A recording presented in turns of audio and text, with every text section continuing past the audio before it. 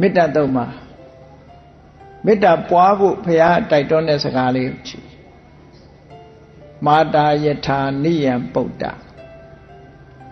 မာယုတာဧကပုဒ္ဒမနုရခေ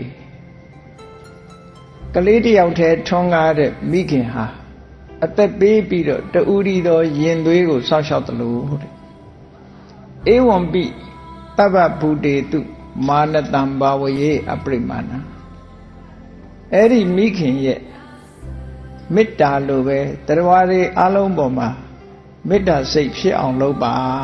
အတိုင်းအတာကန့်သတ်မရှိတဲ့မေတ္တာစိတ်ဖြစ်အောင်ဒါကျင့်စဉ်တစ်ခုပြောတာပဲလေနော်ရွေးယုံနေမဟုတ်ဘူးကျင့်စဉ်တစ်ခုပြောတာ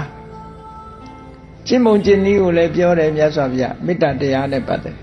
ဒိဋ္ဌံစရဏိသိဏောဝတယာနောယာဝတ္တဝိတမိတ်တော်မအိတ်ရှင်သေးသမျှကာလပတ်လုံးဒိဋ္ဌံဆိုတာမတရနေတဲ့အခါဖြစ်စေစရံလမ်းလျှောက်နေတဲ့အခါဖြစ်စေနိသိဏထိုင်းနေတဲ့အခါပဲဖြစ်စေတယာနအဲ့ရထဲမှာလျှောင်းဆက်နေတဲ့အခါပဲဖြစ်စေတဲ့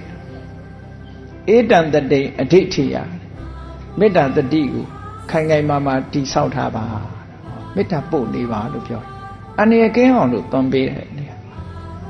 ရွှေယုံနေမဟုတ်ဘူးကြည့်ဒီမှာရွတ်လို့ပါတာမပါဘူးမေတ္တာတတိကိုတည်ဆောက်ပါတဲ့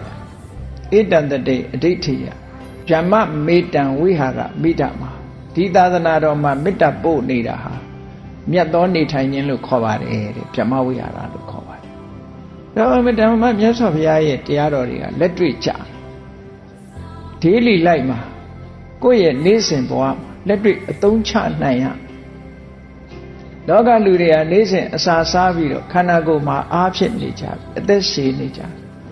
ဘုရားတရားတော်တွေလည်းနေ့စဉ်အသုံးချပြီးလိုက်နာကျင့်သုံးနေမယ်ဆိုလို့ရှိရင်စွမ်းတတိတွေရနေမှာပဲ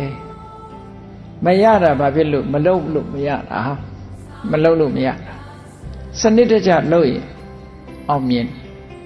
စနစ်တကျလုပ်ဖို့တော့လိုအပ်တာပေါ့ဘယ်ကိစ္စပဲကြည့်လေနောက်ဆုံးမေတ္တာတရားရင်၌ဖြစ်ပွားတဲ့အခါကျတော့ဘာဖြစ်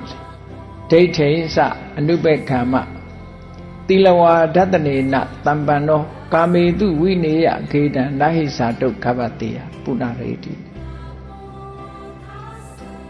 မှားရတဲ့အမြင်တစ်ခုမချင့်ကပ်နဲ့တရားတွေကိုမေတ္တာပို့တော့တရားရှိတယ်လို့ယူဆသွားနိုင်တယ်ဝိပဿနာရှုထောင့်ကကြည့်ရင်တရားမရှိဘူးရုပ်နဲ့နာနဲ့ရှိတယ်ဒါကြောင့်မို့တရားရှိတယ်ဆိုတဲ့မှားရတဲ့အမြင်ကိုမချင့်ကပ်နဲ့မရောက်စေနဲ့